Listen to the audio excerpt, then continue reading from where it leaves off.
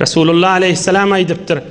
Men ummatumun adamlarynyň ýaşy bara bilse 60 bilen 70'e varar dipdir. A'maru ummeti ma bayna 60 ve 70. Men ummatumda köplerçe adamlaryň ýaşy 60 bilen 70'te dünýeden geçjekler dipdir. Ve aqalluhum men yejuzu zalik. Az adamlar 70'den geçjek dipdir. Nämeşiň manasy? Manasy insanyň biziň müddetimiz bellice cemaatler. Biziň fursatymyz bellice. Biziň wagtymyz bellice. Nebi Ekrem aleyhisselam'ın öz derman ýaşy 63 ýaş. Abu Bekr Siddiq 63 ýaş. 63 ýaşda dünýeden geçýär. Ömer Faruk 63 ýaş. Ali Murtaza 63 ýaş. Hazreti Osman o 80-81 ýaş. Men ummatynyň köplerçe bara bilse 60-70'e varar dipdir. O az adam 60-70'den geçecek dipdir. Bir yani aňyrsy bellice müddetçe.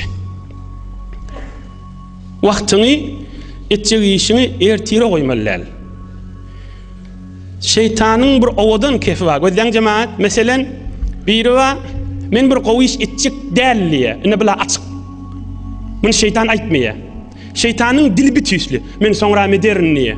Şeytanyň dilişi. Men soňra medernniye. Soňra asla etmerni digda şoň manasy. Ýöne owadallap sen güýmeýärdi. Bir adam men palan tüýsli tesbihini men 40 ýaşamda sanarnise men elbetde şonu sanajak dädirin digda. Ýöne şeytanyň dili bilen soňra ulalım dederin şonniye. Elbetde men şol ýeşi etmerni digda şo. Men palan iş edemden soň palan sogaby işleri edernise şonu elbetde etjek däldirin digda. Şonu etjek bolsa şu mahal eder. Şonu şu mahalla musulman Allah ve Resulullah'a imanı vardı. 70-60'ın arası dipdir Peygamberimiz. Aleyhissalatu vesselam zulmetmesizlik adatçık ömürde. Birinin hakkını yakmasızlık. Hakkını yakmasızlık. Günahın haramın iyidinne gezmesizlik. Koymalı bir yerde. Türkmen ayt yaşarın hirsinden öwrilsen hayırdır diye. Kesmeliler bir yerde. Bermeli bir yerde. Bular meňmizden näme diýmeli? Özünden utanmaly. Bu ýa-da meňmizden näme diýmeli?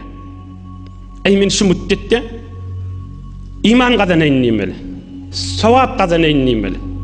Şon kabra ýeke-ýeke Hudaýyň huzuryna ýeke-ýeke barylýarda.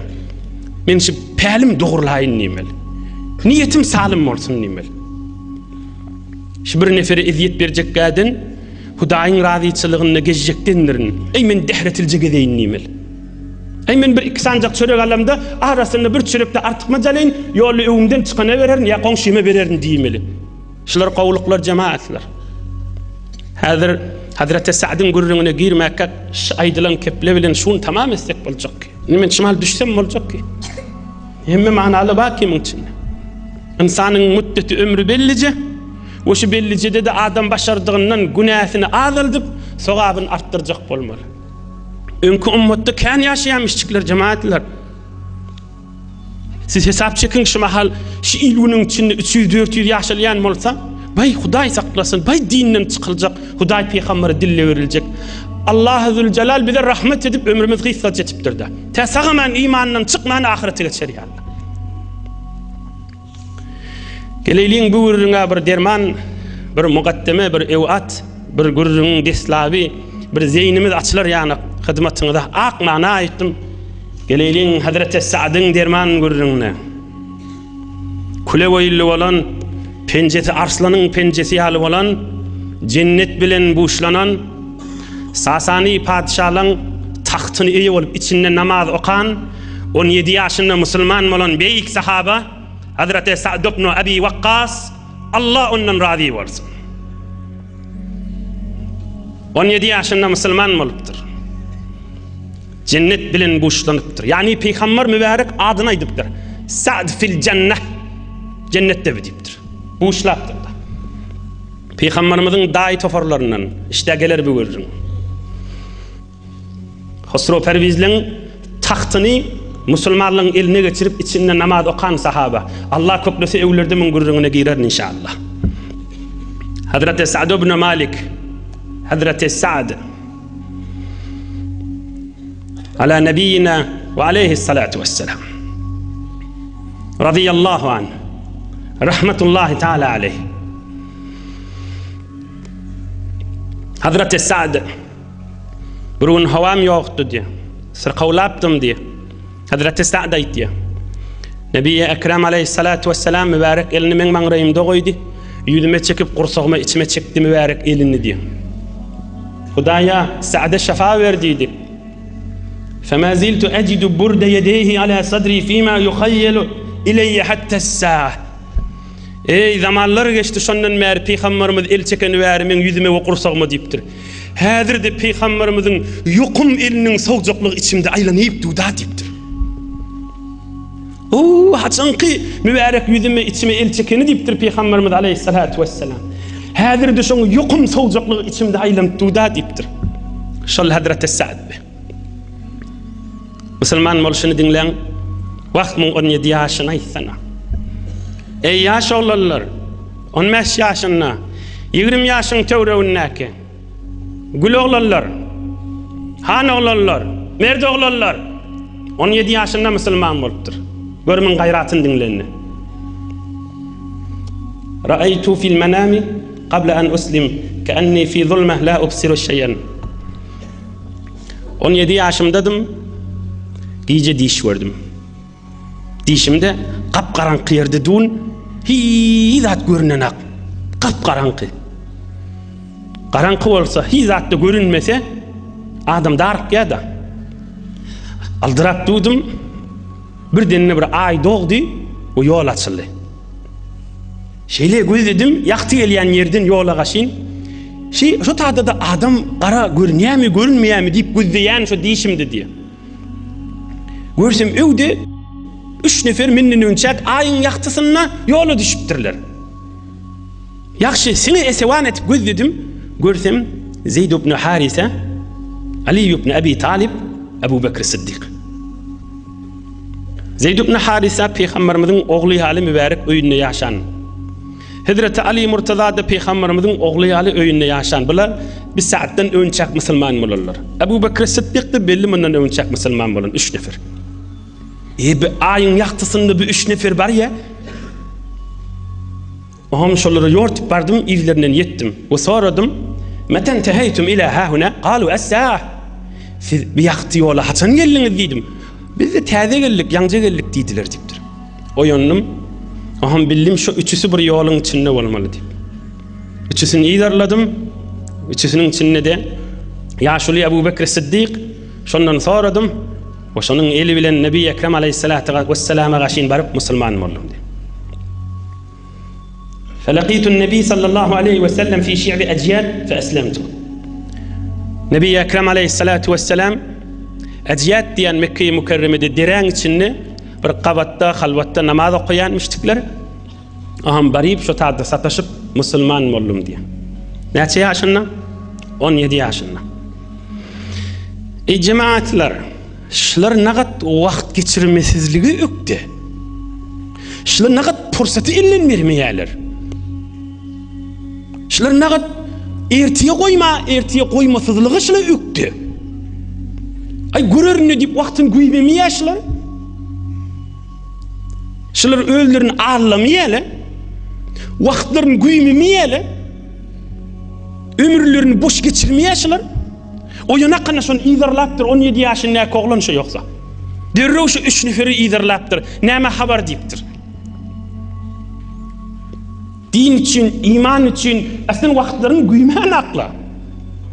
Yan qıwırdyňdyr ha.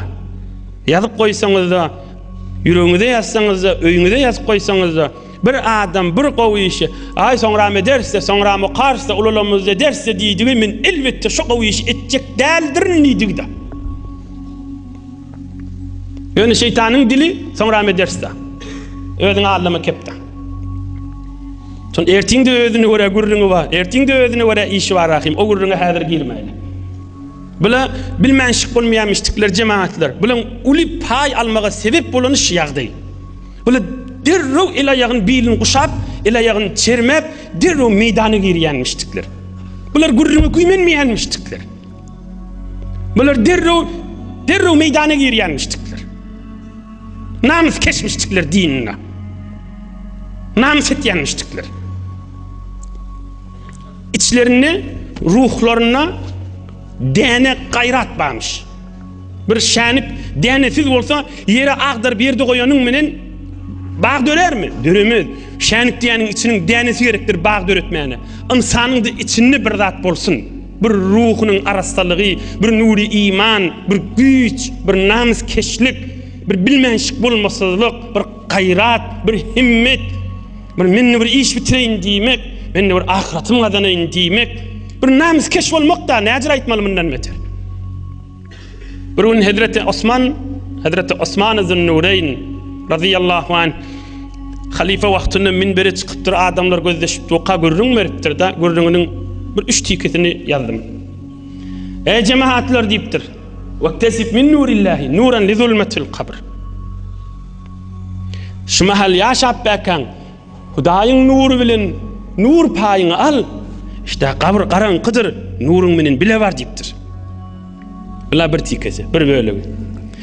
Şu mahal Allah'ın nurundan nurlan, Allah'ın nurundan nurlan ödüňe işte garaňky qabryňy nurly etmeňe. Garaňky qabryňy nurly eder ýaly. Çıraňy Allah bar diýipdir da, ýagtyňy Allah bar diýipdir. İkincisi wal yakhsha abdun an yahshurahu Allah taala a'ma wa qad kana basira. Nagat şuňyr jemaat buyurdyňlar. Şo minberde aýdypdyr. Ey musulmanlar diýipdir. Her kim gorksun diýipdir. Kıyamet gün bir tofar adamlar gözü kör bolup turjak. O kıyamatyň öz gorkulugy, gözüňde görmäni tursa nagat biderek boljak. Şu dünýede gözli bolup da kıyamatda turany gözü kör bolup turamasyn, hesabyny çeksin diýipdir. O näme diýip bir tofar adamlar kıyamatda gözü kör boljak? Şon şu dünýede haky görüp durup görmenşik bolýar. Dogryny görüp durup görmenşik bolýar. Indi her delil sebepli bolsun. Dogryny ak görüp durup görmenşik bolýar. Ak manany, ak ýoly, Hudaýyň razyçylygy şunyň içinde digini bilip durup bilmenşik bolýar. O hem Hudaý Taala diýsen hakyň şi, körsürýädiň bu taýda kör bolagy diýjek kıyamet günü. Hudaý siziň hemmäňiz içerileriniz bilen mahşer meýdanyna kör bolmak ýagdaýdan hemmäňizi sap etsin, arasta etsin. Hudaý sizi nur rahmatynyň eteginde saklasın. Hi bolmasa şi Sa'd ibn Malik radiyallahu anh'ın derman gürrüňiniň hormatyna da bolsa. İki zat aýtdy. Biri garanqa barmakan nuruň Allah bar diýdi. Biri de diýdi, o taýda bir tohar adam gözü ýok boljakdyr. Şu ýagdaýdan hesabyň çek diýdi. Üçüncüsü Gysab. Men kana Allahu Taala aleyh femen yerju ba'dahu. Ey bir adamlar bolýar diýipdir. Ýürüýti Hudaýy özüne düşman bilýär diýipdir. Şular näme mana bilen, näme tama bilen, näme umid bilen ýaşap berler şular diýipdir. Hudaýy haýdyryp özüni düşman edip Hudaýy bilen uruşup berler diýipdir. Näme umid bilen ýaşaýan kamşylar diýipdir. Hazreti Sa'd radıyallahu anh'ın dersinden men kenara çıkmayın. Hazreti Sa'd 17 yaşında vaktin güýmemäni diýişini göreni de nurmuşdyk. Bila ay diýişini görtdir. Aya Peygamberimiz aleyhissalatu vesselam'a ýorupdyr. Ol aýyň ýoluna gezildi de musulman bolanlar boldy da. Ine 17 yaşında oglanyň aýtýan kesini gözleň. İttaba'tu Rasulullah sallallahu aleyhi ve sellem ve ma fi wejhi şa'ra. Men musulman bolup Oğryn Peygamberimiziň ýygyny düşerdim. Ýüzümde murt sakallan hiç zat çykmapdy. Oglanjykdym diýip. İttaba'tu Rasulullah sallallahu aleyhi ve sellem ve ma fi wejhi şa'ra. Peygamberimiz aleyhissalatu vesselam'ın ýygyny düşerdim, namys ederdim, gayrat ederdim. Murt sakallan hiç zat kıl ýok ýüzümde diýip. Oglanjykdym diýdi. Son bir tofarly 14 ýaşynda diýip Hazreti Sa'd musulman bolandy. Bizde 17 diýäsde 3 ýaşda ýokarraga aýdypdyk. Sakkal murt çıkmaptı bana diye. İyi dinle. Hazreti Sa'd aýdýar, şu täze musulman bolanlar Mekke-i Mükerremeň dağlarynyň arasynda Resulullah aleyhisselam aralaryny ka wagt ýok. Şu dereliň içinde gawatda bukunyp namaz okardyk diye. O wagtda ertir namaz bilen ikindi namaz inşallah ýalňyşmasam buýruk. Häzir 5 wagtda buýruk baranakla. Ohum şol direň içinde duqa okuyan teberrük. Febeyna Sa'd fi neferin minel ashab fi şi'b izahara aleyhim neferun minel müşrik. Täze musulman bolupdyk, ibadatda durduk. Bir neçe kafirler geldi, bizim üstümüze düştüler. Kök düşüpdirler. Görseler biz namaz okapdız. Näetdirip bäňiz diýip bizi maskhara etip başladylar diýär. Fena karuhum ve abu aleyhim hatta qataluhum. Bir de 17 ýaşynda täze musulman bolan barmaklary arslanyň barmagy ýaly küle oýully sahaba. Ohum şu maskaralıklarını kesmediler diye. Etegrak gelip yakın gelip bizi yovaladılar, bizi maskara ettiler. Ahir gelip innemenlerle de ahir gelip şöyle etikleşittirler. Hazreti Sa'd yerde yatan diyen sünkü ve kellesi, diyen sünkü kellesi. Şun bir dişi diyen bir eňegi yatanmıştık. Şunu alakını bir bulaptır, kafirin yüzünü dövüp yüzü kanaptır. Dini İslam'da kafirin yüzünün nijis kanı dökülünü evvelin döküngan Hazreti Sa'd radıyallahu anh'da. 17 ýaşynda oğlan namus keşmiştik da dinine. Adamın içi, kursağı, ruhi, öz imanı gayratlı olmalı. Sen men namus keş olmamız antatacak cemaatler. Beş wagtyňa qaýym durmaga namus keş olmaly. Howlukmancık dehretiňde bolsa, sınjaňda bolsa namazyň okamak. Yüz gaytar Nebi Ekrem aleyhissalatu vesselam'a salavat şerifin qaýym durup okuýmak edep bilen. Eke başarsaňa Peygamberimiz aleyhissalatu vesselam'ın şu mahal mübarek otagy ba. Nebi Ekrem aleyhissalatu vesselam birime etegrakda Abu Bekr Siddiq, birime etegrakda Ömer el-Faruq. Üç bol mübarek bir otaqda. Şu otagyň gatdalyna oturan ýaletde okuy salavat şerifini. Amana sana kafa açıp beripdirler, şu otaqda ziyaret etipdi. Allahümme salli ala Muhammed ve ala ali Muhammed. Allahümme sallim ala Muhammed ve ala ali Muhammed. Allahümme barik ala Muhammed ve ala ali Muhammed. Ya bir gaytar Nebi Ekrem'in adına ayt. Aleyhissalatu vesselam, aleyhissalatu vesselam, aleyhissalatu vesselam, aleyhissalatu vesselam. Her gayet bir salavat şerif işler. Ya her salavat şerif bilýänmişdiň. Ki elbette sen o kanını ferişteler getirip dolu Peygamberimiz aleyhissalatu vesselam'a. Cemaat salavatyňyz yetirilene aka.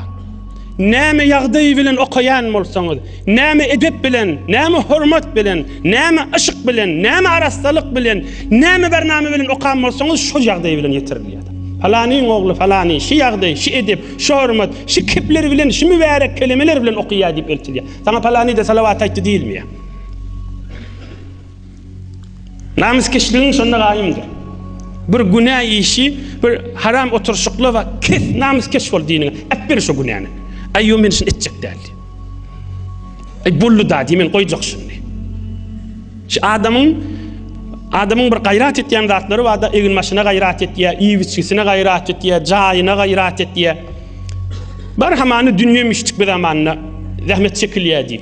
Emma öz batynyň, öz ruhun, öz içindeki imanını, gayratını kärrek bolsun.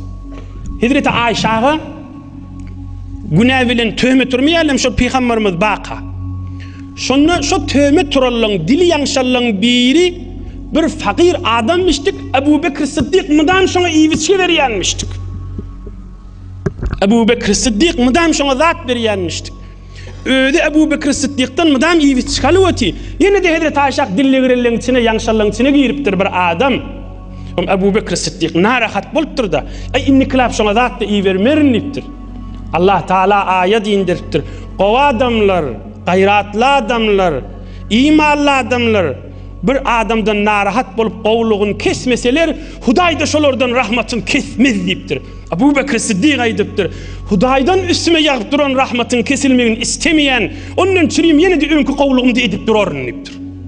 Gayratçy. Hazreti Ali Murtaza radıyallahu anh bir derman kefaýetýär. Oğlulluktan Peygamberimiz dünýeden geçýänçe ýanyna giden sahaba. Hazreti Ali radıyallahu anh aýdýar. Peygamberimiz aleyhissalatu vesselam'dan men ömrümde eşitmedim. Bir adama gowurup barşyna inatam saňa feda bolsun diýeni eşitmek diýär. Gaýtaýdyň. Hazreti Ali radıyallahu anh aýdýar. Men heni peygamberimizden eştemak diye peygamberimiz bir adamı qowurup başına Araplı birini beter qowursa ay tam sana feda bolsun diyemişler. Emme şonu şu kefi Hazreti Sa'd'ın çürüyüm aydınlığın kulağım menen eşittim diye. Birun Hazreti Sa'da aytdı diye tam fedan bolsun diye. Haçan aytdı hedinle. Uhud uruşundan kafirlan oqi ve adamları kan bolupdur. Müslümanlara agram kan düşüptür. Nebi Ekrem Aleyhisselam'ın da mübarek öwünne ok atıp duran tir kamanha. Ok yay, ok atıp duran Hazreti Sa'd'mıştık. Yaş oğlanlar, ok atmanı nedire yetişmeli ceng meydanına, savaş meydanına deyip sorasana. Hazreti Sa'd ok atyanmış. Şu oku geçirip şöyle attı mı attı. Peygamberimiz mübarek arkasından ey Sa'd tam fedan olsun al bir de ok yine attı yanmıştı. Okuna veren peygamberimizmiştik da. Bir Ekrem şonna ediptir da. يدفع السهم إلى سعد قائلا ارمي فداك أبي وأمي احتتهم يا سعد. Ey Sa'd al bu ok kovşalır idine diyenmiştik. Okun peygamberimiz haberi yanmıştık. Hazreti Sa'd da at yanmıştık da. Oku peygamberimiz haberi yanmıştık. Hazreti Sa'd da at yanmış. Näme beýle ok kanmış mı deyip sorasana. İdin dinle. Sa'd yermi beyne yedeyin Nebi sallallahu aleyhi ve sellem ve feten yenbulu leh. Hazreti Sa'd'a ok bilen at ye. Hazreti Sa'd'ın okunna Nebi Ekrem Aleyhisselam everiye al at deyip. Şu atılan okları yığnayan bir yaş oğlanmamış. Kafirliğin içine girip atılan okları yığnap gelip peygamberimize veriyenmiş. Kâdede Sa'd'ın öz eline veriyenmiştik bir yaş oğlan. Kafirliğin içine girip şu atılan okları yığnap getiriyenmiş. Hazreti Sa'd aytdı men heyran qalardım vahşi yaş oğlanı men tanamak görün oğlanım de. فَلَمَّا فَرَغُوا نَظَرُوا مِنَ الشَّابِ فَلَمْ يَرَوْهُ وَلَمْ يُعْرَفْ. Ne görünmemiş ne tanıyanmamış. Bir asmandan gelen feriştelerin verilmiştik da. Asmandan gelen feriştelerin verilmiştik. Nebi Ekrem Aleyhisselam'a kömekleşip oku kafirliğin içinden yığınak getirip Hazreti Sa'd'ın eline veriyenmiştik. At diyenmiştik. Asmandan gelen Allah'ın iyi veren feriştelerinin verilmiştik da. Ta Nebi Ekrem Aleyhissalatu vesselam'a da bolmadı yal. Son Hazreti Sa'd aytdı iki kaptalını ferişte adam görürdüm şu adamları tanıyamayadım. Sonra da görmedim diyor. Oğlum şu atışın içinde oku peygamberimiz eberipti. Sa'd da atwati. Kafirliğin içinde İbn Araka diyen adam bir okyay bilen atıptır bellettir. O da Ümmü Eymen diyen denanak deyiptir. Ümmü Eymen kim? Peygamberimiz Aleyhissalatu vesselam bir kıyaşını kucağına alıp götürüyen denana. Bir tofor olakon denanlı olayanlar sana bana aytyanlar oğlan vaktinde men seni götürdüm deyip. Peygamberimiz Aleyhissalatu vesselam bir kıyaşını kucağına alıp 4-5 yaşını kucağına alıp götüren Ümmü Eymen'in mübarek köynüğüne deyip Ümmü Eymen'in de mübarek ayağı açılıptır, görülüptür. Inni kafir ok attı, Hazreti Ümmü Eymen'e değdi, köynüğüne değiptir. Evin başına değiptir. O köynüğü yığınaptır, o Ümmü Eymen'in de ayağı açılıptır, görünüptür. O kafir qıyırıp gülüptür. Ki mesela utanışlı oldu deydi. Şu yağdayda Nebi Ekrem Aleyhisselam görüp feşakka zâlike ala Rasulillah. Narahat boluptur, ağır deyiptir peygamberimize. Bir ok alıptır.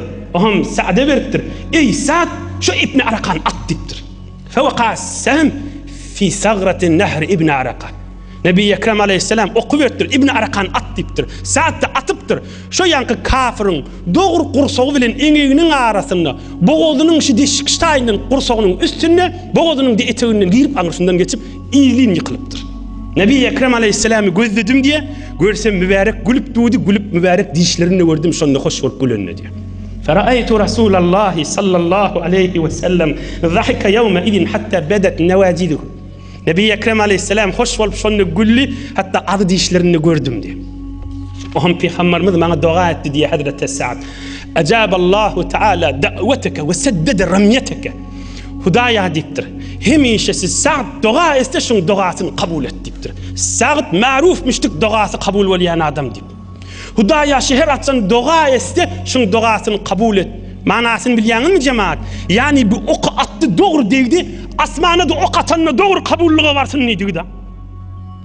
Yani kafiri ok atanna doğru var değdi. Asmana da razı niyaz okunu. Asmanada hayır doğa okun atanna asmanlar yarıp geçsin kabul olsun arşa varsın neydi de. Ve seddedi ramiyeteke te ölüyünçen her atsan ok astan okun mudan var değilsin can huday deyiptir. Nebi Ekrem aleyhissalatu vesselam aytiptir. Sahabeler aydiye burun otuydık diye Peygamberimiz aleyhissalatu vesselam binin kan üç birlikte otuydık. Aramızda da yankı saat yoktu diye. Oham birden anırdan saat girip kayıttı diye. Yankı saati. Oham Peygamberimiz aleyhissalatu vesselam aytdı diye inhe şigeliyen men daim daşı deyiptir. Her kim daim kim olsa aydı versin men daim şigeliyen deyiptir. Resulullah aleyhissalatu vesselam Hazreti Sa'de derman aydan fedişi. Hâzâ hâli fel yurini imra'un hâlehu. Şigeliyen men daim daşı deyiptir. Hazreti Sa'de aytiptir. Şigeliyen men daim daşı deyiptir. Her kim şizirek daisi olsa sila versin deyiptir. Mena daim silayan deyiptir. Geliver Hazreti Sa'd daim deyiptir. Hazreti Cerir sahabalan biri ol aydiyar Nebi Ekrem aleyhissalatu vesselam'ın mübarek huzuruna Müslüman olmağa vardım diye. Ya Resulallah ubayi'uke alel İslam olundan tutacak Müslüman olmadan çüreyim dedim diye. Olundan tutayın deyiptir. Müslümançılığa sen inşallah girersin deyiptir. 5 vakt namazına qaim durursun deyiptir. Malın olsa qarib doğunun hakkı zekatını verersin deyiptir. Yeni bir şert ba boyun alsan Müslüman olmalı deyiptir. Ol şert näme? Şu tamam Müslümanlara yüreğinde qawluk bolsun deyipaysan. Yani men bir Müslümana zeririm yetirjek dällerin başarsam hayrım yetirecektirin deyip şu şertide boyun alsan Müslümançılığı kabul edeyin deyiptir. Bolya dedim diye ve Müslüman oldum şu şert bilen. Ey cemaatler,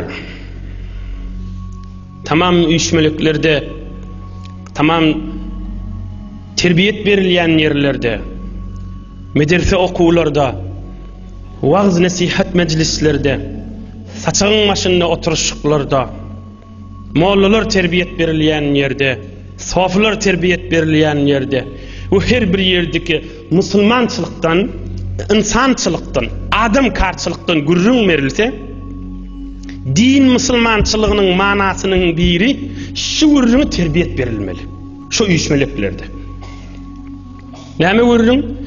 Hay oğlum, hay kızım, hay hemsaya, ey doğancığım, ey mollacan, ey sofucan, ey hacı dede, ey danışgağa şun uğrap baryan, kargarçılık etip duran, her işte bol, pälinde, yüreğinde bir adama qaralık yüreğine alma ver deyip terbiyet vermeliler. Bu belli bir zat ki, ak zattığı, vaq bir neçe yerde belli değil, yerde deysen de, şunna aydın şu terbiyet vereniz Huday için, inemeşi giyin yerde aydı vatin, din meydanına aydılıptı, tarap gözüne yokmasa da, sen gözüne yokmanı bilen Allah'ın nazarından kaçtığı değil ki, sen zının almanın minin Huday'ın nazarından kaçtığı değil ki, şunu oğul giydine, ya şagirdine, ya mollana, ya sofiyine terbiyet verdi ait. Türkmen zının allı diye, zının alıya ya zının almaya tarafı. Şunu men kiçiltmelidirin diymeli da. Şun o da sen yanak Müslüman mülmuhu da sen yarın çabadır. Şayet de senin 10 esti artık maçı olsun. O tabilen biz işimiz yok. Biz öz vazifemiz, öz Müslümançılığımızda birini kiçiltecek olmasızlıkta. Salim yürekli olmak. Oham şey terbiyet verilip aydılanına ineşi kepte aytmalı, ineşi mahallayıp tutuyorsun. Hacı dedeler, gulala, cavan dostla bir adamları geçiptir şu ummatın içine, şu Müslümanların içine bir insanları geçiptir. Ol it, ol sığır, ol heyvanı ıza vermeyerlikler dursun ha. Ağaç demir dağda tutarlarını hormat bilen tutup, ağaç demir dağda yerde koyuyorlarını yuvaş koyamıştıklar da. Kəsəni içip olarlarını, oklamanı ödünü bir edipçilik bilyenmiştikler da. Cemadat değil ya, heyvan nel, aslında canı yok. Şimdi bağ var üfya diyecek. Bağ değil, yöndürün daş da olsa. Yerin ödünü, ağaçta yatanmasa şun yoğanlarını, şun ketellerini, şun edip bilen, hormat bilen kesiyermiştikler da. O adamlan Hudayın yanına, Allah'ın yanına, makamlı, izzetli adamların alamatı şular. Ve kıyamet günü de hemmek şahalha görünecekti. Nebi Ekrem aleyhissalatu vesselam ummatını sizi biri irşad edivay diyar. Yola salvay diyar. Hani kullu ma'rufin sadaka. Ve inne minel ma'rufi en telqa akhaka bi vecihin talq. Ve en tufriga min delvike fi ina'i akhik. Hemme qovdatla sadakandır deyiptir. Saçağın başında otin. Bir Müslüman mihman geliyor. Ay şuna bir kase çay koyayım, bir kasesine çay koyayım, senin sadaka. Çay seninki değil ha, toyun üyesininki. Senin bir mihman. Ay şuna bir kase çay koyayım diyen. Ya şu durun üzümü, ya bir dadi, bir suyucunu evine üşürüyen, ene sadaka peygamberime de aytıptır. Ya bakabına kündüğüne su koyup veriyen. Ya naharın maşınına, sadakan maşınına, bakal livanına su koyup veriyen. İçerim suyunu ödün koyup veriyen. Şular sadaka deyiptir. Cemaat şular peygamberimizin aydan sözleri. Takuffu şerreke anin nas fe inneha sadakatun minke ala nefsike. Üçmelikli birini yamallap tuğla. Bica şundan töhmet ya gıybet etip tuğla. Ay men şu varada keplemeyin ni yürüğün al, şu da sadaka deyiptirdim. Hiç bir kovuş eden haka. Yöne ödünden şeri, özünden bidirikliği de saklayan, şu da sadaka deyiptir. Yani şimdi kıyamet meydanına sana padaşı var, soğabı var, kovu derman sana şun nuru var da. Elinden tutya daşılar da bir gün. Enemiz Hazreti Aişa'yı diyar. Enemiz Hazreti Aişa'yı diyar. Erika Resulullah sallallahu aleyhi ve sellem zat leyla fekala leyte raculen salihan min ashabi yahrusuni el-leyla. Nebi Ekrem aleyhissalatu vesselam benim yanımdadı diye enemiz Hazreti Aişa Medine-i Münevvere'ye gelen güllerini. Ohum peygamberimiz uqa gidip bilmedi diye. Ohum aytti Nebi Ekrem aleyhissalatu vesselam şuma hal bir qav adam, dayav adam, batır adam sahabalamın biri qafimin ağdında öyümün tövreğini sakçı olup menden haberdar olup nigahvani edip qaragulçılık edip öyümün daşına aylansa sen ya Resulullah rahat yatıp ediyse da deydi diye. Ona çeli ve semi'na savte salah bir kılıç, bir şemşir kılıcın sesini işittik diye. Qıyınından çıkarıp mübarek öyümüzün yakınına geldi. Ve Nebi Ekrem aleyhisselam aytti. Kim bolyan dedi. Ona aytti. Men Sa'd bolyan dedi. Abu Waqqas'ın oğlu Sa'd menniptir. Nebi Ekrem aleyhisselam aytıptır. Ey Sa'd, gecen içinde nem dik geldin deyiptir. Ona olaydıptır. وقع في نفسي خوف على رسول الله صلى الله عليه وسلم فجئت أحرسه. Ayş Medine'ye Münevvere'ye Nebi Ekrem'in tədə gelen gülleri bir yerden bir düşman üstüne gelamasın deyip bir yürüğüme hop düştü, korku düştü. Geldim ya Resulullah otağın taşından aylanıp durarın sen rahat yat deyiptir. فَدَعَى لَهُ رَسُولُ اللّٰهِ sallallahu aleyhi ve sellem dünya ve ahiretine hayır dua ediptir. Enemiz Hazreti Ayşe nâmi diye. Ona çeli Nebi Ekrem aleyhisselam görsem mübarek hurruk çıkıp uqa gidiptir. Mübarek hurruk çıkıp uqa gidiptir. Uqu sesi Türkmen hurruk çıktı diye. Uqu sesini işittim, yada olmuş. Nebi Ekrem aleyhisselam der ona çeli uqa gitti diye. Ona diyala yürü aqlık kimden çürüyüm? Nebi Ekrem'den çürüyüm. Ona diyala namuskeşlik. Ona diyala namuskeşlik. Yürek gayrat. Bir vaqtlarda, bir fırsatlarda soğab işitmeden çürüyüm, fırsatları, vaqtları elden vermesizlik. Adam kanna, başladı sahaba adam kanna deyip güymenmesizlik. Vaqtları, fırsatları elden vermesizlik her yağdayda varsın. O hança yüreğinin aqtığı, hança haqlı giyin olup yüreğinin giyin aqtığı. Nebi Ekrem aleyhissalatu vesselam birun sahabalar bilen oturanmış. Yuvaşlıktan gördüğün, yankı mukaddemen gördüğüne girip bariyaz. Yedhulu aleykum min hâzel bâbi raculun min ehlil cenneh. Bir rivayette min hâzel fecce. Kâne adam olup otuyorduk diye. Ohum Nebi Ekrem aleyhissalatu vesselam aytti. Ey sahabalarım, inhe şu direğin içinden çıkıp gelen cinnetli bir adam deyiptir. Cinneti adam şey gelen deyiptir. Hazır hiç kim giyiren aqa, ine giyirecekti. Ine şu kaftan giyip gelecek adam bir cinneti adam deyiptir. فَلَيْسَ مِنَّا أَحَدٌ إِلَّا وَهُوَ يَتَمَنَّا أَنْ يَكُونَ مِنْ أَهْلِ بَيْتِ. Ey kim kamşı gelýän, belkim dädem bolsun, belkim doganym bolsun, belkim dostum bolsun, belkim oglum bolsun, her kim içinden şey diýdi. Oňa çyly Hazreti Sa'd ýerip gaýtdy diýdi. Ha, Hazreti Sa'dmış çıktı diýdi. Ine şu gelýän cenneti adam diýipdir. Nebi Ekrem cennet bilen muşlapdyr. Buýrun kamil ragyn dinleň. Hazreti Anas Nebi Ekrem aleyhissalatu vesselam'ın yaşajyk oglan hyzmatkary. Sahabalar bilen otyrdyk diýär. Üç otyrdyk. Nebi Ekrem aleyhissalatu vesselam gurrunun kesakana aýtdy. Yatlu'ul an aleykum raculun min ahlil cenneh. Indi iştiçkin yalfıllap cenneti bir adam giyip kaçacak deyipdir. Hemmemiz gözleştik. Fattala Sa'd tantuf lihiyetuhu min vadu'i. Kad allaqana aleyh biyedihi şimal. Gözleştik kim gelir kam deydik. Oňa çeli Hazreti Sa'd yalfıllap gelli. Dehret kılıp gelýänmiş. Saqqalynyň suw damtdy. İki koşunny çefelini alypdyr. Ayak yalan aşağı giyip kaçtı deyipdir. Çägerlik, gumluk arasda yerde.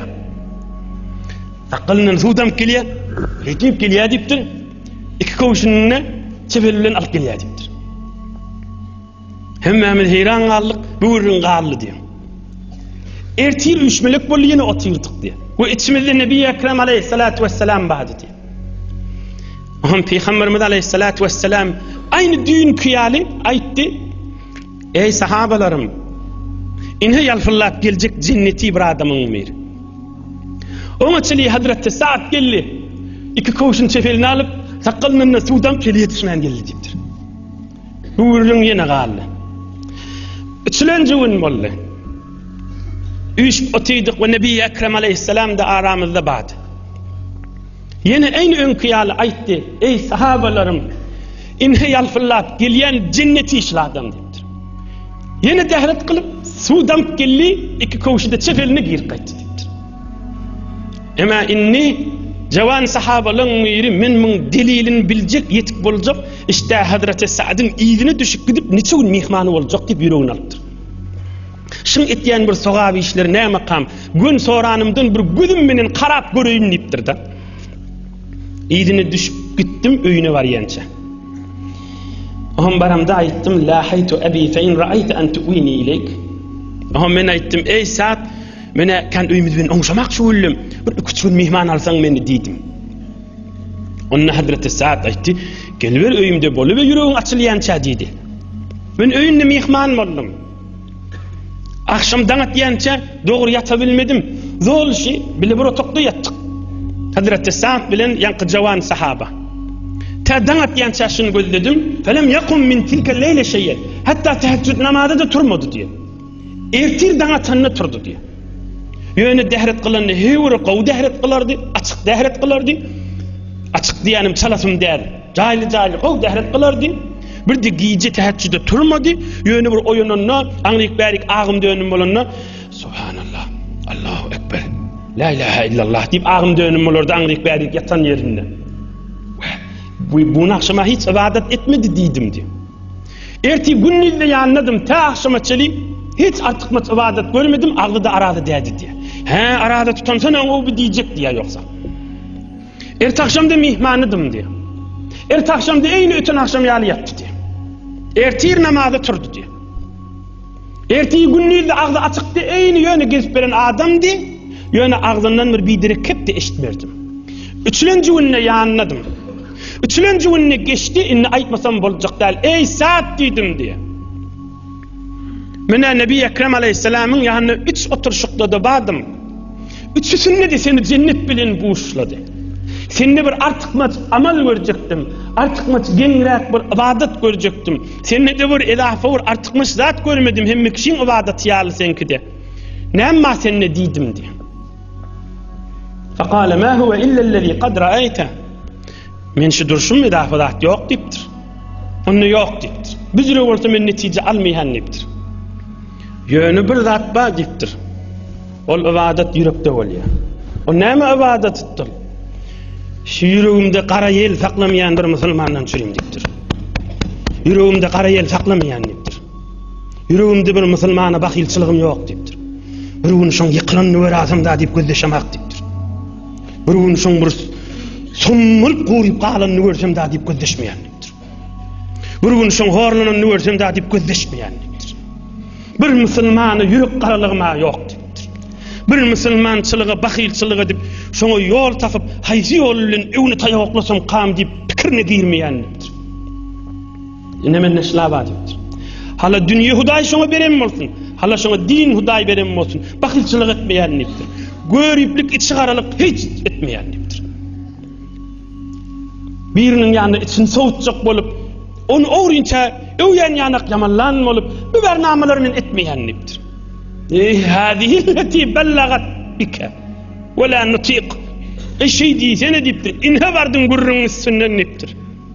Ine agyr meýdan iştaý diýipdir. Bir de agyr bolýan ýer iştaý diýipdir. Ol maňa diýerler kalbyň maamylasy, el aýagyň maamylasy däl jemaatlar. Waq ýüregde Hudaýdan başga kişiň habary ýokda. Ýürekde akçy kipdir ýatymiýe agzyndan ot çykyp duran ajdar ýatym. Allah'dan başka kişi bilmeýärdi. Türkmen näme diye mal alasy daşyna adam alasy içsinne diye. Gowsy ýa-da Hudaý bilýär. Ýöne kıyamatda ýüze çykýar. Ýawma tublas sarair. Şu yüreğini kepderli adam, yüreği ak kuşlu adam, yüreğini bir karanlık diyen bir mayin minnip, bir şeytan bir direklat oklasa da estağfirullah, estağfirullah, ay yoga men etmeyin şunu, ay Hudaýa hemmemiz bakışlı deyse, hança uçtu da. Ol asmanlardan uçtu cemaat bir arşa kaşın uçtu. Men kıssayı deyin ya gürrün aydın, ne geçti, ulak kıssa geçti. Buna men pirlerden, evliyalardan, ummattan innitim, inne misal geçti. Teheccüdde okuyum, inni benimle teheccüd okuymandır, ya mihman rahat yatsın deyip turmandır, ya yada olup turmandır, ya da aslında yatıptır, musulmançılıkta muhim zat, niyetin salımdığını düşündüreyin yer yani. Mana sana, ve hemme musulmanlara. Ve Resulullah canlı öňüşli adam cinneti diýýeti. Tarihte bir adam aýdýar, Razi diýen bir alim bir veliyullah var. O köplerçe öz bernamesi olawadan olawa derwişmişdik da. Hazreti Zunnun Misri ýaly. Hem alimmişdik, kendi dünýäň bernamesi bilen dämişdik. O ýurtdan o ýurt piýada gidiberýänmişdik. Bir gün men şoňa ýoldaş boldum, ikijigimiz ugratyk diýe. Hamany gümmetden inçe uruna barýança. Bir gün şoňa ýoldaş boldum, ikijigimiz bile gitme boldyk diýe. Ugrajak bolamyzdy aýtdy diýe. Ikimiz ýoldaş ta inçe uruna barýança. Hawa onu Peygamberimiz tapşırdı, bir misafire tökseniz biriniz emir iş yürüyen baş bolun, başkası şoň diýen etýän bolsun. Ta ýoly dil kip dürewi bolup dawa bolmady ýaly. Oham dost diýipdir, sen emir boljakmy, men emir bolaymy diýipdir. Bir ikiji haýoksa. Oham bil adam näme diýe? Elbetde sen emir diýdim diýe. Ikimizin içinde baş sen diýdim diýe. Hop boldy diýdi. Baş menmi hawa? Kiýsan agdyny açdy diýe. Kiýsan agdyny açdym diye hem öz goşuny içine oklady, hem men goşumy içime oklady. Arkama ýükledi diye. Oham can dostum sen emir, men sen hytmatkarym diýdim diye. Men emir bolsam kefimi ýerde goýma, arkama ýükler diýdi. Wagt can dostum bolmaýar diýdim diye. Sen özüň boýnallyň meni emir etdiň, arkama ýükle diýipdir. Arkasyna ýükledi we men utançly bolup ogradym diye. Ýolda ýagyn ýagdy diye. Dinleň bir nurly kefi. فقلت له آتني فقال ألست قلت أنت الأمير فعليك الطاعة. Yollu hey aydırdım, bersene menni götürayım na diyerdim. Onu sen necir adam beni emir ettin, men kefimden çıkma diyerdi. Nagat kova adam bula. Ne beyle bula kova adam. Ne beyle bula kova adam. Ne beyle bula kova adam. İyidin dinle hadim. Bir arada bir hayır dua edeyli. Hudaýa şükür jüňleň hormatyna. Biziň iýilgünimiziň içinde de gowa adamlar dörep dursun. Ýolda ýagyn ýagdy diýer. Fawqafa alayya we alayhi kasa. Bir donu wadi, mata bir parça donu wadi, ýolda ýagyn ýagdy. Otur diýdi. Diýenime oturdum diýe. Üstümde awanyp durdy, ýagyn nur ýansa sana ýagyn degmesin diýdi. Can nosum beýtme men utan bir ýere girdim. Sen ne emirin diýen etmeýän diýdi. وأنا جالس يمنع عني المطر فكنت أقول في نفسي يا ليتني مت. Hudaýa ölüp diýinsedim diýdim diýe, men etip beren ýakşylygyndan diýdim diýe. Ýere gidip barýandy. Maňa ýagyn diýinýänçe üstüňde durjak diýip saklady diýe. Donyň eteginde saklady diýe. Sana ýagyn nerjek gelmen diýdi. Welilik makamyna, waq welilik makamyna qadam atan bolar. Yine bizler fakat sözlerlerde söz anlatacak kadam adamlar bular. Hay meydana girip amel ederler de. Hay meydana girip amel eder. İki dilemiştik. Oğrin edeni işi. Tarihte yalfırlaptı. Bari yalfırlamasın. Feriştelerin nazarına yalfırlaptı. Ama mahşer meydanında yalfırlayacak. Mahşer meydanında hala yalfırlayacak. Yine bana diyorlar adamın yürek nuri ve yürek kavluğu ve insanı Allah'ın yanına aziz etken. Kısaca bir almaydın. Yani Hazreti Sa'd ayak yalanaç yürüyüp geliye koğuş elini alıp dedik. Bir vakit sonra dinleyenler zihnine soru gelse cevap diye açacak bolyan. Yani dedik dehret kılıp geliye ayak yalanaç iki koğuşunu sol elini alıp geliye. Yani neymiş? Evveline cemaatler olur şu düzlüğe dağlık, defelik, çağırlık kum diyanın arası zat. Hemmemiz biliyoruz. Kum necis değil. Biz kumdan halk olmanırız mı? Bula bir gurur. Biri de kendi nanalar vardır. Kendi erkadı, kendi imeyin bir neçe. Suva vasvas. Suva yuun. Ya özlerinin bedenini namazı mıdam şekli. Şeytan rahat bulur maskharet diye. Hiç uğmaşın noti. Ya namazı öğürleptu. Sadece haklaydın eşittirin şolara. Şu vasvası kesmek yolu, ansat yolu şu düze çıksa düz yerde, kumluk yerde ayak yalanaç yürüysin. Sonra da ayağın yuğmasın. Bir 2 dakika, 3 minut, bir 4-5 dakika bir ayak yalanaç yürüysin. O şoň menene namaz okuysun. Düz yerde ayak yalanaç yürüýäniň menen ayağın necis bolýar. Yok. Ayak yalanaç şu jürek bir kumlu yerde ayak yalanaç yürüysen şeytanın paltas daşy dege. Bedeninden vesvese, yuğunluk, şeklik ayrılýandyr. Bir arasında kumlu yerde ya bir daşlı yerde hulası öz halini öz gözler. Bir arasında yerde ayak yalanaç yürüyme, bir maşine gidip gelýänçe, bir nahar atarýança, namazlyk alýança, aňlyk bäri gitýänçe ayak yalanaç gidip gelsen, gelinne de ayağın kum boldy diýip ýene ayağını yuwamasyn. Şodur şuna şoň men namaz okuysun. Adamyň bedeninden waswasçylyk aýrylýan. Hazreti Sa'd aýdýar, bir gün Osman Zennurayn Nebi Ekrem aleyhisselam'ın iki gıydı bilen cüftlenen sahaba Hazreti Osman'ı gördüm. Esselamu aleykum deyip Osman'a salam verdim. Osman meni şeyle qov gördü. Qov şeyle gördü. Yani ve aleykumusselam diýmedi. Yüreğim bir tüysli oldu. Salam qaytarmadı ve aleykumusselam diýmedi. Yüreğim bir tüysli oldu. Hazreti Ömer el-Faruk radıyallahu anh'ın halife vaqtitde narahat bolup şoň ýanyna bardım diýip. Aham aýtdym Hazreti Ömer'e هل حدث في الإسلام شيء؟ هل حدث في الإسلام شيء؟ نعم تعذب ذات بقول من نعم ولا ديدم نعم ولا ديدم Hazreti Ömer de aytti sana nعم ولا نعم diyecek bolýan sen diýdi.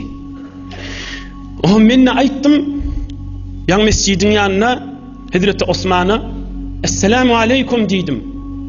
Gözünü doldurup beni gördü, gözledi şöyle ve aleykumusselam diýmedim ama bir ay görünnedir diýer ýanyk yer ýokdy. فأرسل عمر إلى عثمان فدعاه فقال ما منعك ألا تكون رددت على أخيك السلام. Aham adam ýiberipdir. Osman gelsin diýip. Hazreti Osman gelipdir, Hazreti Ömer aýdypdyr. Dogunuňa ve aleykumusselam diýmen saňa diýipdir. Salamına cevap vermenirsin. Hazreti Osman aýdypdyr. Ma faaltu? Qala Sa'd qultu bala. Qala la qultu bala. Hazreti Osman aýdypdyr. O jüre däldir diýipdir. Sa'd aýdypdyr. Wah diýipdir. Näçe aýmyn diýipdir. Gözüň menen göre gözde ha gözde we aleykumusselam diýmedin sen diýipdir. Ay ýoga diýipdir Hazreti Osman'a. Hazreti Sa'd we näçe aýmyn diýipdir. Gözüň menen dogry meni gözledin, başga adam ýokdy. Hazreti Osman zekara faqala bala ve estağfirullah taala ve etubu ileyh. Hazreti Osman bir mukdar durupdyr. Dogry aýtýan sen geçdiň deňemden diýipdir. Ey dogry aýtýan seni gördüm men diýipdir. Sen deňemden geçdiň diýipdir. Ýöne başga bir gurrun bar diýipdir. Ola diýipdir, ozul Peygamberimiz aleyhissalatu vesselam'dan bir söz eşitdim diýipdir. Indi o her söz bolsun, mübarek söz bolsun, bir gije on gurrun ýok. Bir söz eşitdim diýipdir. Şo ýadyma düşüp şoň pikirine gidimde diýipdir. Göz gulugum gafla ýa diýipdir. Bilmeýän galýan käte diýipdir. şomuğa düşemem bolsa dipdir. Men seni bir gördüm qadiyan dipdir. Nebi Ekrem aleyhissalatu vesselam'ın bir derman sözünün Resulullah can şey dip şun pikirine, şun aşkına, şun manasına, şuna ehemmiyet berip, şu kefin manasını gizip bekam şun pikirini giyradım dipdir. Ola şun pikirini giyremde dipdir. Pikirim zihnim kafirliya dipdir. Fakat şun manasını giyrayan men dipdir. Şu vakti düşan bulmula uşa dipdir. Doğru diptir, seni gördüm qadiyan, estağfirullah huday can diptir. Bilip duruva yalan aydamak diptir. Ol beyik adamlar, cemaatler Özden bir mana var da, ine şu mana. Her kim her zada hurmat koysa, şonun kefine de hurmat koyandır. Her kim bir zada, bir adama ya bir zada hurmat koymasa, şonun kefine de hurmat koyanlardır. Bu bir bellice bir zat. Atasına hurmat koyan adam, atasının kefine de hurmat koyar. Erine adamsına hurmat koyan adam, kefine de hurmat koyar. Bir emme yerde belli, ustad, şagirt, erheley, oğulgil, enata, emme yerde. Ta gelsin Resulullah aleyhissalatu vesselam'a hurmat koyan adam, kefine de hurmat koyar. Allah Azze Celal'e ihtiram koyan adam, Hudayın kelamı Kur'an-ı Kerim'e de hurmat koyar. Binnanur, Nebi Ekrem aleyhissalatu vesselam'ın bir sözünün ışkının içinde durunna, aslında ödüm bilmeyen galaptır, mena diptir. Şu bennelerde, şu ahlas yağdayda, canı bilen qara bag'riylik yağday bilen öwes üşüttürler da. Bu gördüğün inşallah açık işte gelir. Geleyliğin Hazreti Sa'd'ın iman mağaradaki ihlasına. Qala Sa'd radiyallahu ta'ala an, kuntu raculan birran bi ummi, فلما أسلمت قالت يا سعد وما هذا الذي أراك. Hazreti Sa'd aydiyar 17 yaşımda Müslüman oluptum. Men enemi beter qowu görerdim. Enemin diyenden çıkmardım. Enem näme buyursa ederdim. Enemin gowunu degmerdim. Aham Müslüman bolamda enem billi. Aham enem bana aytdı. Jana golluydu bir täze tafanladın näme diýdi? Namazy qanny öwrenýänler, dehret kılanny öwrenýänler, Kur'an-ı Kerim okanny öwrenýänler. Sen täze ýolu girdin dipdir. La akul ve la ashrab hatta amut fetuayyar bi. Ey oğlum dipdir. Sen meni qowurýän dip hemmekiş bilýär dipdir. Men hiç zat iyjek däl, çyny bilemişdik enesi. Hiç zat işşek däl, hiç zat datçak däl dipdir. Ya sen ýolundan öwürlersiň, yani kafir bolarsyň. Ya demin ölerin dipdir. Sana hemişe sen utandırlar, sana ar ediler, seni namusuna durmadı, enesini öldüren adam dip aydarlar sana dipdir. Aha ben aytdım, can ene dedim, la tef'ali fe inni la ada dini hâzâ li şey. Vakt can ene sen beyttin deyip, men kafir olmar nâhim dedim diye. Men musulmançılıktan çıkmar nâhim, sen bir kefin menen dedim diye. Yani sen nahar yiyecek ya deyip, men inni kafir olayım mı dedim diye. Beytme ene dedim diye. Özün horlananın galar dedim. Emma enem men kefim dinlemedi diye. İyimedi, içmedi, ecilendi, horlandı, asıl dağıtmadı. Hatta şeddet cehduha, hevur horlandı diptir. İnni iyi içmese yıkıldı diptir. İnni ölüp var ya. Aham ayttım, yanına vardım, can ene dedim. لو كانت لك 100 نفس فخرجت نفسا ما تركت ديني هذا لشيء. Canenem dedim. Sana bir canın ma dedim. Eğer 100 canın olsa, eğer sen 100 canın olsa, yeke canın çıkıp dursa da 100 canın çıkar olayım, ben kafir olmarım ene dedim diye. Ma teraktu dini hada. Canın çıkar durur 100 canın, emma men musulmançılıktan çıkmarım dedim diye. Men kafir olmarım dedim diye. Aham enem men çınım menen nümedik iyidi ve içmeye durdu ve Allah Azze Celal ayet indirdi. Ey cemaatler, şu yağdıydı bir cavan oğlan ya bir zinanı bir erk adam näme etmeli enatat kafir olayıp tuqa deyip şu yağdıyı Kur'an-ı Kerim ayet indirdir kıyamet etçili. Qisqaca okayın. Euzu billahi mineşşeytanirracim. Bismillahirrahmanirrahim. وَإِنْ جَاهَدَاكَ عَلَى أَنْ تُشْرِكَ بِي مَا لَيْسَ لَكَ بِهِ عِلْمٌ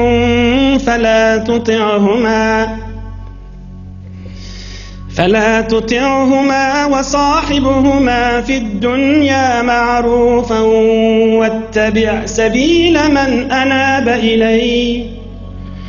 Allah Zülcelal ayet indirtir. وَإِنْ جَاهَدَاكَ عَلَى أَنْ تُشْرِكَ بِي مَا لَيْسَ لَكَ بِهِ عِلْمٌ. Eger enatan ikisi de bol sen kafir boldysalar, delilsiz bir de kafir bolmakda. Delilsiz kafir bolmak. Yani biwçta aytyan zatlar. فَلَا تُطِعْهُمَا. Bir musulman hak yok şu barada enatasının diyenini etmek. İydi. وَصَاحِبْهُمَا فِي الدُّنْيَا مَعْرُوفًا. Huday Taala aydiyer, kafir olmalı diyti enatan diyenini etme. Yönü enatan kafir bolsa da suyucu kefini, çöreğini, çayını, kölgesi yok bolsa kölgesini onu qowluk bilen ertde dur dipdir. Şu barada kafir olma barada diyenini etme. Yönü şu kafir enatada bolsa, yönü dünyada yaxşılığın etde dur dipdir. Allah Taala'nın buyruğu Hazreti Sa'd'ın üstüne inmiş ayetin yerde. Bu gurrun hemen giyecek değil. Gurrun şu deslak gurrunde ine şitada qaw ders bir şeriat tarikatta Allah'ın yoluna bir aça almaydın qaw qadırın bilin. Ey cemaatler, ey jawan dostlar, ey hacı dedeler, ey ahunjallar, ey pirlere qol veren soflar, ve her bir musulman qawca dinle. Mesela 100 yıl ya 200 yıl ya 1000 yıl bundan uzun. Ya mesela sadece misal Hazreti Bayezid Bastami. Öyleçeli ertibilen öyleçeli Allah Allah Allah Allah ay diyer. Şu mahalle biri öyleçeli Allah Allah ay diyer. Ne mi deyip ikisi din bolmayarsın. Ya şu mahal biri dehret qilyer. Uzunlarda da biri dehret qilyer. Asıl delili nämişin ikisi din del qadim adamlar bilen şu mahal zamanınki. Şun bir delili var. Eger şu delil senne de bağ olsa, sen şu qadim geçiller bilen din yarışyan, ida qalmayan da. Onun şu din meydanına sen bile yarışyan, olardan ida qalmayan. Delil näme, mana näme, mana şey. Dinlen, hamana biri dehret qilyer. Ay musulmançılıkta adet etiptir, öwrenipdir. Namaz okuyacak bolsaň sınja qilyan, dehret qilyan. Qowlat adet etipdir, qowlat öwrenipdir, sowabı var. Emma qadim adamlar dehret qilanda ağzın çayqanlaryny bir ışık bilen çayqayanmışdyr. Burnun çayqanyny bir ışık bilen çayqayanmışdyr. Yüzün yuwanny bir ışık bilen, bir muhabbet bilen yüzümiň günäsi töküler diýip ýuyanmışdyr. Şunca geçtim men birinin. Bir adamı gördüm diye. Dehret qılıp duqa. Ey bir musulman dehret qılıp duran ýalypdy da diye. En kadar dehret qılıp duran görülýär ki. Emma oňa näme diye? Bir dehret qılıp duran adam gördüm. Ey bir musulman adam dehret qılıp duran ýalydy diye. Yani şunun ýüregini şu dehret qılıp du men Hudaýymyň huzuruna barjaktyryn. Daşma arasalasam, evin maşymda arassa bulara qabyk. Oğum yüreğimde arassa bolsa, ruhumda arassa bolsa, perişte ýaly bolup Allah'ın huzuruna girerini bir dehret qılıp duran bir aşky barmışdyk daşa qılıp duranyň. Şoň aşky, şoň ýürek mehabbeti gözläp duranyň ýüregine barıp bu ýerde.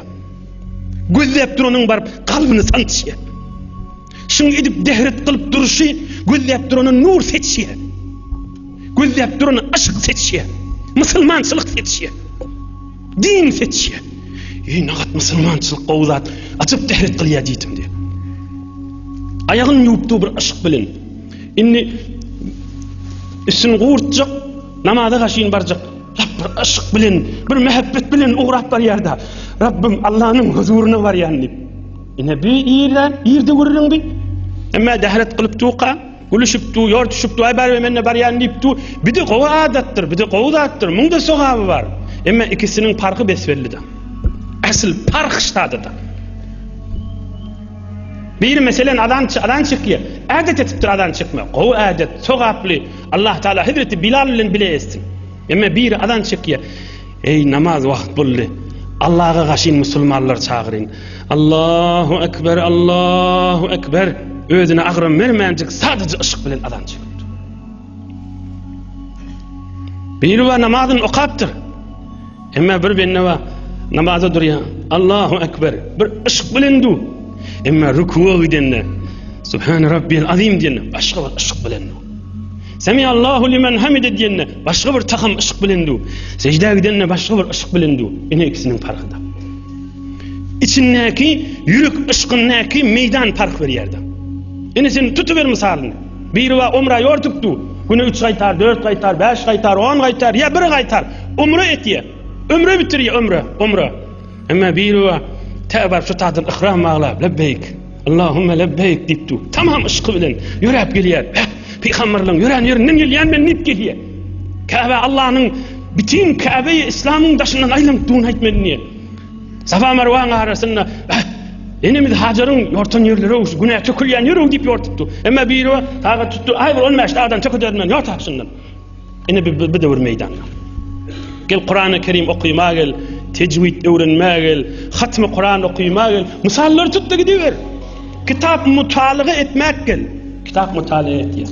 Acaba telaatın art ya, ilmin art ya. Ama bir adamlar oluyormuştuk. Ilm nuru bilen mutalaga et. Işık bilen. Ey nurlu vurrunları versene deyip.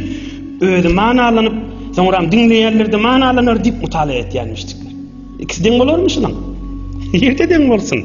Canlı bilen cansızın ikisi den olacak mı? Ol ışık diyenlere can. Ölü bilen dir den olacak mı?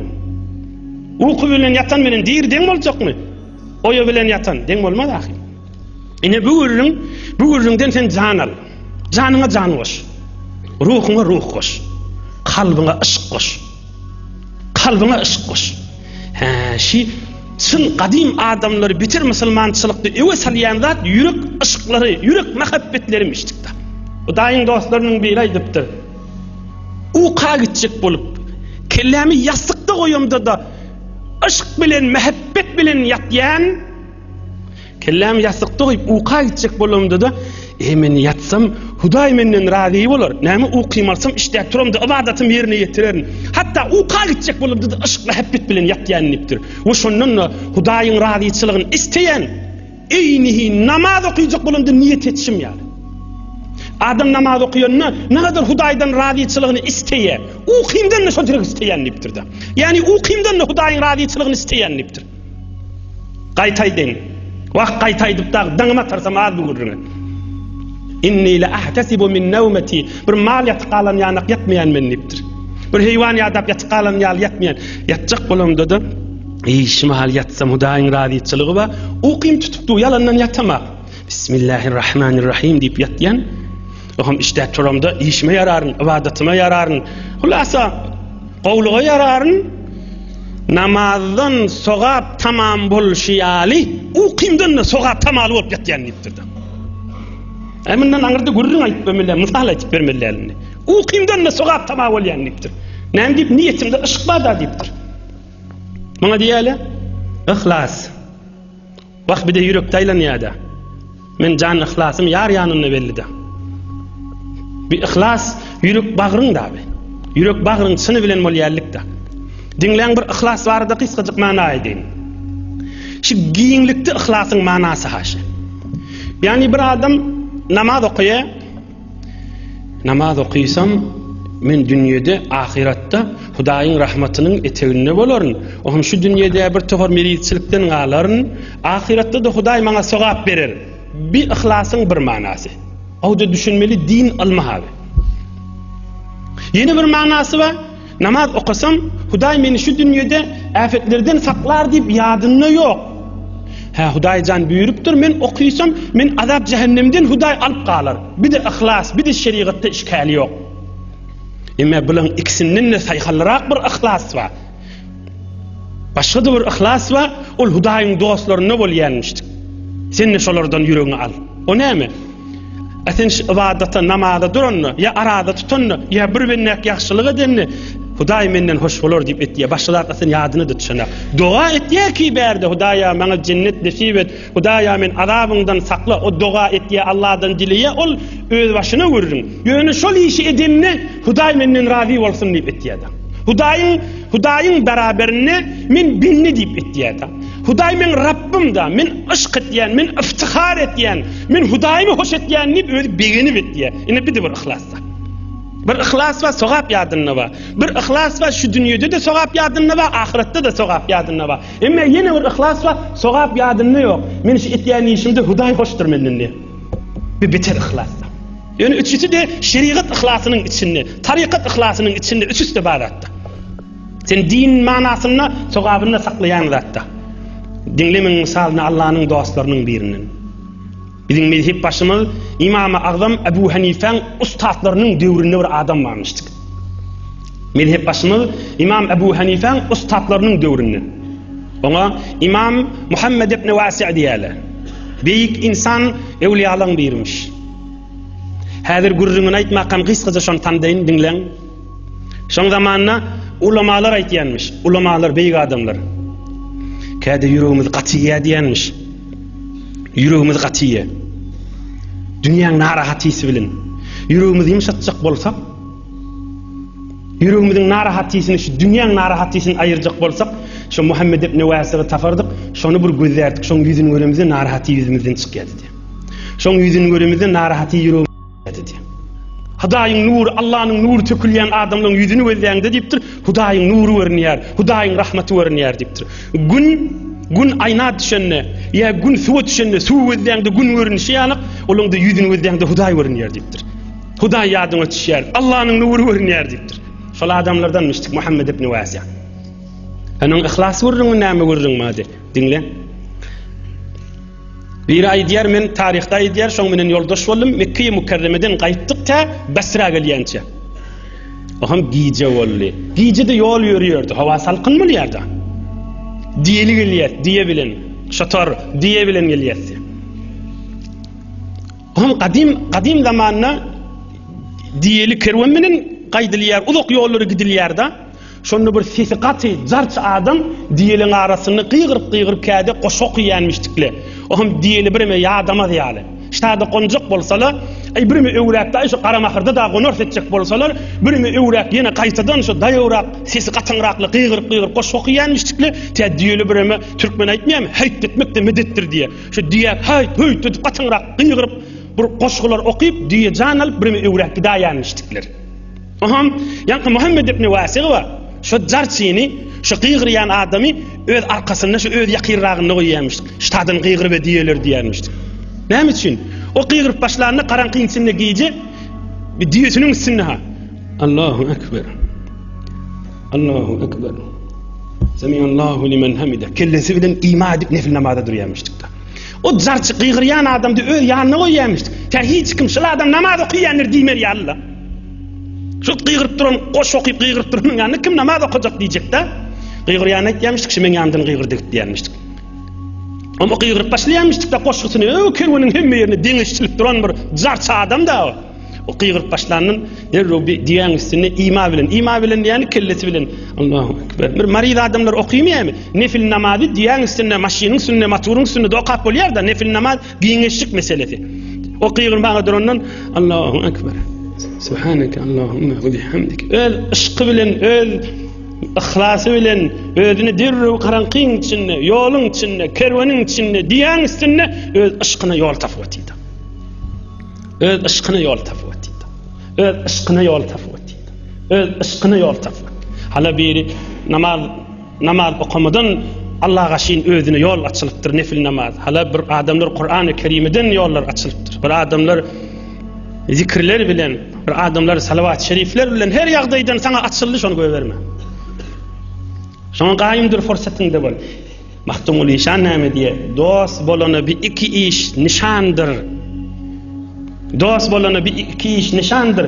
Yürek ışıkdan noli diýdi nemmile. Allah'ın dostluğunu tanıyacak bolsaň iki alamaty bardyr diýipdir. Biri yürek ışıkdan ne olur diýipdir. Biri de käde göz dolar suwdan diýipdir. Gözünden ýaş akar ýakjak bolar diýipdir.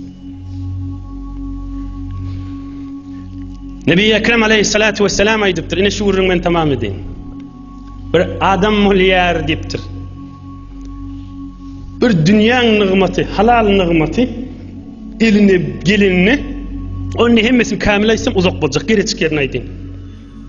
Bir dünyanın nimeti eline gelinini beginip barşına Hudaya teşekkür edecek bolup barşına Hudaycan şükür sana diyecek bolup barşına beginip barşına niyeti salim yüreği doğru ihlası bitin emme dili yanlış yer Resulullah'ın fedaşı ihlası bitin yüreği doğru imanı bitin emme dili yanlış yer ne mi diyer yine Resulullah'ın aydan dedi Allahümme ente abdi ve ene rabbuke o beginip baryan adam yanlış barşına ey Hudaycan sen men Rabbim diymeli da beginip barşına Hudaycan men sen Rabbim da sen men bendem da deyip ayt yer deyiptir özünün yanlış duruşundan haberi yok o asmanlı dışına zerre günah yazılmıyor deyiptir son niyeti aşkı salim deyiptir yanlış aydı oti yanlış aydanak mun keyfini kulağastan kafir oluptu yanlış ne diyor oti Hudaya sen men Rabbim diymeli da yanlış barşına ente abdi diyor oti Hudaya men sen Rabbim da diyor oti yanlış barşına dili yanlış oti Hudaya sen men kulum diyor oti men sen kulum diyecek yerine Resulullah canay diyer şuna asmanına bir zerre günah yazılmıyor diye dininin ki çıkanak öd yerine bir zerre günah yazılanak ne mi deyip yürek ihlası bitin yüreği doğru niyeti salim Hazreti Mevlana ne mi diye gar hadiset kecbobet ma'ni itras amani öyle namaz deyip duracak bolyan ödündü bilyen öyle namazın amani dilin ikinni deyiptir işkali yok şeriat ay diyer yüreğin öyle düğün bilivati dilin yanlışıptır men ikinni deydim mi kadip ay talap yörme gar hadiset kecbobet dilin yanlışıvati ma'ni itras yüreğin doğru yöne bilyen ne mi deyiptir onun ankeciye lafız makbule hudas doğru aydan yanık sana kabulluk yazılıyor deyiptir doğruluk yazılıyor deyiptir ine din gurrunni aşk meydanına bolyan yağdı işi Mınay deyin yankı Muhammed ibn Vasık oğrinça ibadet etkenmiştir. Mın ilmi, mın manası şey adamın oğrinça bu koglu ibadeti de bolur, açık ibadeti de bolur. Hemme ibadet bu koglu olmalı mı kadiyaman bir vakitte. Tükanında da Kur'an okuy. Ama hiç kim görmeyen vaktinde öyünde de Kur'an okuy.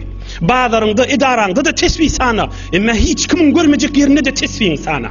Merkede de Resulullah canın adı gelse yuvaş açıktan aleyhissalatu vesselam di ama hiç kimin görmeyecek vaktinde de aleyhissalatu vesselam di hükmen hime ibadet bu kolu vakt bulmalı mukadimeller hime bir ibadetlerin bir tofuru koy açık bolsun Müslümanlığın içinde din yürüyorsun ama bir ibadetlerde buktu koy aşkın ihlasın özün ben Allah'ın arasını bakıp bu koglu mehremin olqasın Allah Teala din ilmi, ihlas ilminden Allah köklediğinin hizmetini de yettirdik. Huday Teala sizi şükürlüğünün ehli etsin.